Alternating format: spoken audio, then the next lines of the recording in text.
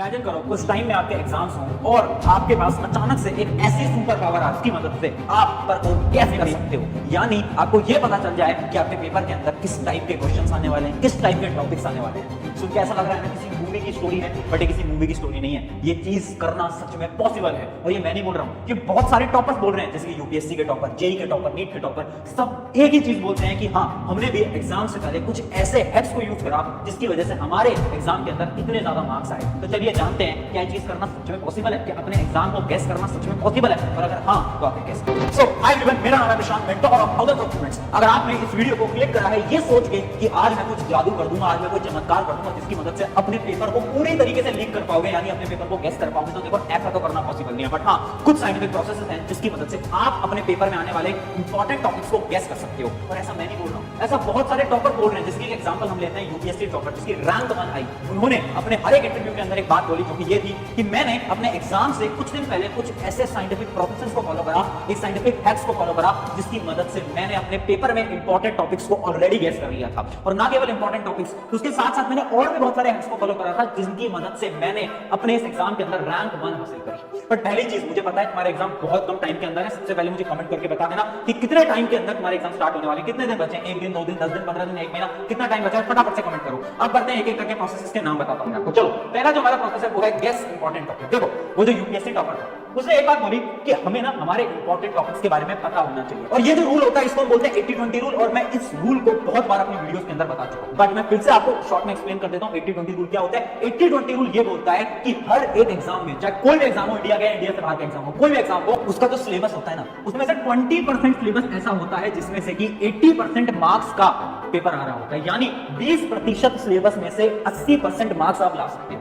अब सवाल ये उठता है कि ये जो 20% सिलेबस है इसको कैसे ढूंढा जाए, आखिर क्या तरीका फॉलो किया जाए, जो कि उस टॉपर ने फॉलो करा। जैसे कि हमारा पहला जो उसका स्टेप उसने बोला, दोस्त की हेल्प, यानी आस्क योर फ्रेंड या फिर आस्क योर सीनियर्स। आपके कोई सीनियर होंगे जो कि आपसे 1 साल बड़े होंगे, जो कि ऑलरेडी इस एग्जाम को दे चुके होंगे, या फिर आपसे 1 क्लास बड़े होंगे। अगर आप 9th में हो तो 10th में होंगे, तो आपको वो बहुत बेहतर तरीके से बता पाएंगे कि कौन कौन से टॉपिक्स इंपॉर्टेंट है। बट बहुत सारे लोगों की प्रॉब्लम है कि दोस्त मदद नहीं करते, सीनियर्स मदद नहीं करते। तो आपका क्या सोल्यूशन है? अब देखो, हम आज के समय पर ऑनलाइन दुनिया के अंदर जी रहे हैं, टेक्नोलॉजी की दुनिया में जी रहे हैं। तो टेक्नोलॉजी की मदद से आप अपने इंपॉर्टेंट टॉपिक खुद ढूंढ सकते हो। कैसे ढूंढ सकते हो? आपने शब्द सुना होगा चैट जीपीटी। चैट जीपीटी आप गूगल पे जाकर सर्च करना, आपको पता चल जाएगा एक टाइप का एआई है। अब इसकी मदद से आप क्या कर सकते हो ना, इसकी मदद से आप आराम से अपने इंपॉर्टेंट टॉपिक्स को गेस कर सकते हो। जैसे कि एग्जांपल लेते हैं, इमेजिन करो मैं क्लास 10th का स्टूडेंट हूं, मुझे एक चैप्टर लाइफ प्रोसेस के इंपॉर्टेंट टॉपिक्स चाहिए। तो मैं क्या सर्च करूंगा? उसके अंदर जाऊंगा कि tell me about class 10th life process important topics. मैंने जैसे ही सर्च करा तो मेरे पास लिस्ट आ जाएगी सारे के सारे इंपॉर्टेंट टॉपिक्स की, जो कि मेरे पेपर के अंदर आने वाले। अगला प्रोसेस क्या है? अगला प्रोसेस है पीवाईक्यू। ये जो पीवाईक्यू वाला प्रोसेस होता है, प्रीवियस ईयर क्वेश्चन का प्रोसेस, ये बहुत सालों से चल रहा है। और ये 10 साल पहले एक इंटरव्यू हुआ था जेईई टॉपर का, उसने भी अपने इंटरव्यू में इस प्रोसेस को बताया था। ये प्रोसेस क्या बोलता है? आपको क्या करना है? प्रीवियस ईयर क्वेश्चन उठाने। इमेजिन करो आप 12th बोर्ड की तैयारी कर रहे हैं, तो आपको प्रीवियस ईयर क्वेश्चन उठाने बोर्ड एग्जाम के, और आपको ये देखना है कि इस चैप्टर के कौन से टॉपिक में से क्वेश्चन रिपीट हो। आपको ये ढूंढना है कि किस किस टॉपिक पे रिपीट हो रहे हैं, और उन सारे टॉपिक्स को आपको लिखना है। अगर आप केवल वो टॉपिक्स पढ़ोगे ना, तो भी आप 80% मार्क्स बहुत आसानी से ला सकते हो, और यही होता है 80-20। इसके अलावा एक लास्ट हैक और दे देता हूं मैं इसमें, जो कि मेरा पर्सनल हैक है, जो कि ये है बुक में ज्यादा डिटेल में जो हो। यानी समझ रहे इस बात को, आप किसी बुक से पढ़ते हो, इमेजिन करो आप एनसीईआरटी किताब से पढ़ते हो, कोई भी किताब से पढ़ते हो, तो उस बुक में जिस टॉपिक को ज्यादा एक्सप्लेन किया गया है, यानी मान लो एक टॉपिक को पूरे 1 पेज के अंदर उस टॉपिक को एक्सप्लेन किया गया है, यानी वो टॉपिक बहुत इंपॉर्टेंट है।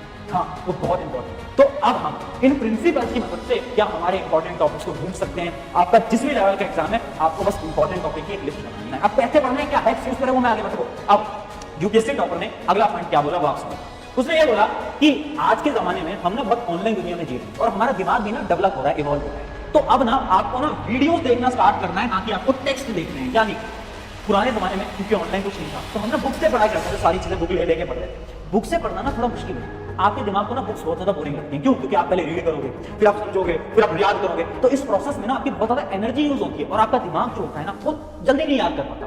बट अब एक नई दुनिया आ गई है वीडियोस की। ये जो वीडियो वाला प्रोसेस होता है ना, ये बहुत आसान होता है। क्यों? ये साइंटिफिकली प्रूवन है। जो हम वीडियो देखते हैं, हमारी आंखें वीडियो देख रही हैं, हम विजुलाइज कर पा रहे हैं, जिससे कि हम बहुत आसानी से चीजों को याद कर पाते हैं। तो इस वजह से आपको क्या करना है, बुक्स के अलावा आपको प्रेफरेंस देनी है वीडियोस को। यानी आप देख सकते हो one shot video. One shot video क्या होती है? जिसके अंदर पूरा चैप्टर एक बार के अंदर खत्म करा रखा होता है ना, ऐसी आपको वीडियो देखो। अगर वन शॉट वीडियो नहीं देखनी, मैं एक टेक्निक बता देता हूं। आपके पास इंपॉर्टेंट टॉपिक की लिस्ट आ गई है अभी तक पिछले प्रोसेस से, आपको पता चल गया चैट जीपीटी की मदद से इंपॉर्टेंट टॉपिक्स क्या है। अब उन एक-एक टॉपिक को सर्च कर लो यूट्यूब पे। YouTube पे जाओ और बोल दो ये टॉपिक, उसकी वीडियो सोल्यूशन आ जाएगा, उस वीडियो को देखो, ठीक है। ये उस टॉपर ने बोला। अब अगली टिप उस टॉपर ने क्या दी, वो ये था डेली प्लानर। उससे एक सवाल पूछा गया कि आप कैसा डेली प्लानर बनाते हैं, तो वो जो डेली प्लानर था वो बहुत ज्यादा इंटरेस्टिंग था। हर एक स्टूडेंट क्या गलती करता है ना, वो ये सोचता है कि मैं ना पहले एक चैप्टर पढ़ूंगा, मान लो आपने एक चैप्टर पढ़ा, उसके बाद आप थक गए, बुक बंद कर दी, और उसके बाद क्या करा आपने सोचा यार थोड़ा 10-15 मिनट ब्रेक ले लेता हूँ, बाद में पढ़ाई करो, ये करते और फिर उठते हो और क्या करते हो, दूसरा चैप्टर उठाते और फिर दूसरा पढ़ने लगते, ये करते। ये तरीका बहुत बेकार। क्यों? क्योंकि उस टॉपर ने बताया डेली प्लानर के होते हैं 2 स्लॉट्स, यानी 2 फेजेस।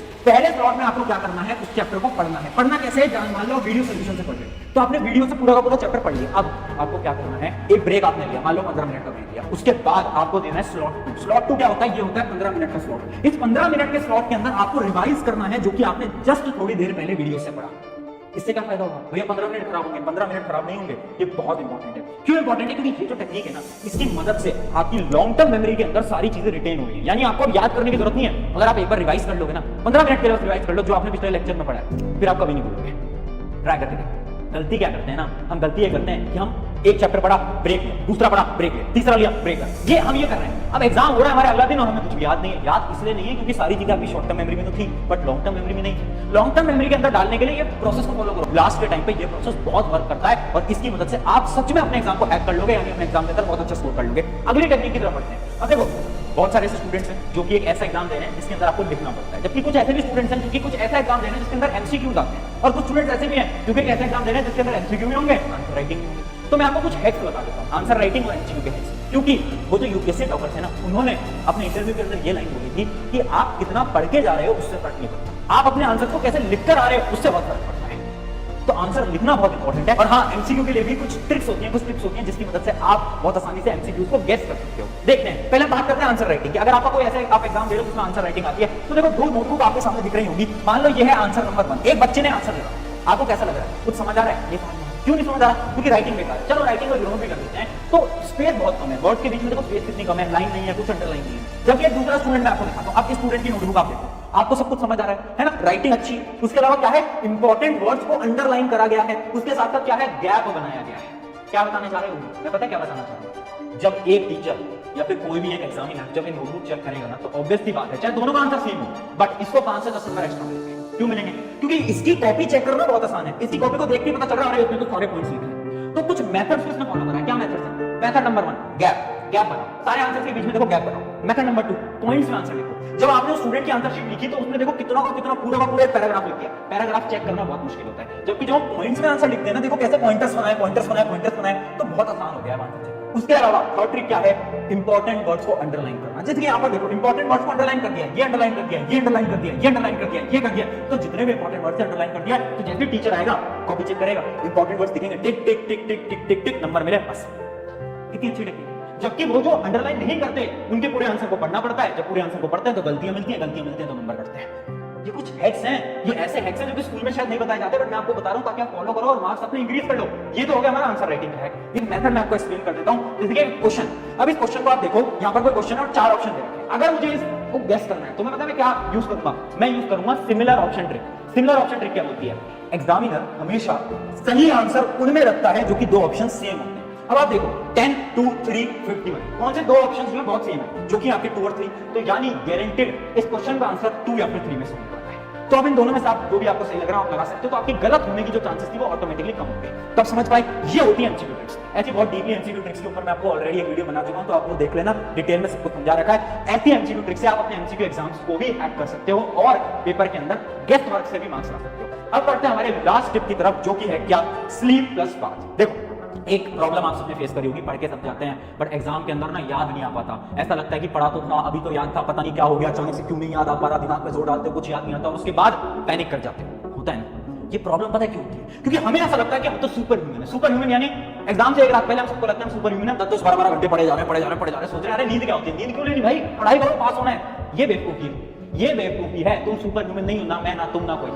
नींद लेनी पड़ेगी। इसके पीछे भी एक रिसर्च हुई थी जिससे कि ये पता चला, एक इंसान जिसको 2 दिन तक नींद नहीं लेने दी गई, उस इंसान की पता क्या हालत हुई, उसकी मेमोरी पावर 60% तक कम हो गई। यानी अब उसे कुछ याद ही नहीं होता। तीसरे दिन में उसे कुछ समझ नहीं आ रहा था क्या हो रहा है, उसे कुछ याद नहीं था कि कल क्या हुआ था, परसों क्या हुआ था, उसकी मेमोरी इतनी वीक हो गई। यानी अगर तुम नींद नहीं लोगे तो तुम्हारी मेमोरी पावर ऑटोमेटिकली रिड्यूस होगी। तो जो प्रॉब्लम है, पढ़ा तो था, एग्जाम में याद नहीं आ रहा, इसलिए नहीं आ रहा क्योंकि तुम एग्जाम से पहले नींद नहीं ले रहे। एग्जाम वाली जो रात होती है ना, अगले दिन तुम्हारा एग्जाम है, ये जो रात होती है इसमें प्लीज 6 घंटे मिनिमम सो करते हैं। 6 घंटे सोलोगे बस काम हो गया, ठीक है। अगली चीज है बात। देखो एक सिंपल सी बात मैं आपको बता देता हूं, जब भी अपना एग्जाम देने जा रहे हो उससे पहले कोल्ड शावर यानी बाथ लेकर जाओ, नहा कर जाओ। क्यों मैं बोल रहा हूं, जब हम आते हैं ना तो हमारे जो ब्रेन सेल्स होते हैं वो एक्टिवेट होते हैं, और जब ब्रेन सेल्स एक्टिवेट होते हैं तो एग्जाम के अंदर आप अपने आंसर्स को बहुत अच्छी तरीके से लिख पाओगे और बहुत अच्छी तरीके से आंसर्स के बारे में सोच पाओगे।